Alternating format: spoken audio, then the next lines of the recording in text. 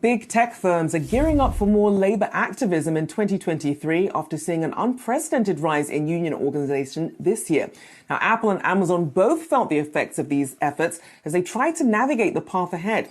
Well, joining us now with more is Yahoo Finance's Allie Garfinkle. This really has been an incredible year for unions. It really has, Rochelle. And there was a time where unionizing in big tech seemed completely impossible, but here we are talking about it. And I think it's worth starting where things are at for Apple right now. You have the Maryland store that's preparing to start negotiating its contract early next year.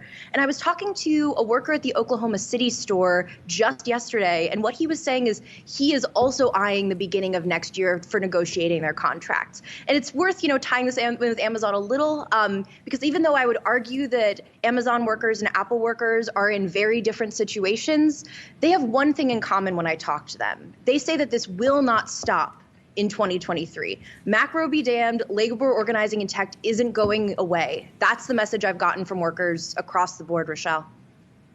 Allie, I guess there's a question about how much leverage workers have as we continue to see the labor market slow a little more, right? When it was a tight market, they had a lot more leverage.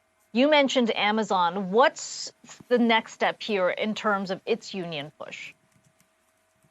Yeah, Kiko, I think that's a great question, because the reality is, in Amazon's case in particular, but for Apple too, they have a deep challenge. Contract negotiations take a lot of time, they take a lot of resources, and companies are incentivized to stall for as long as possible. The average negotiating period, Kiko, takes about 465 days, according to Bloomberg.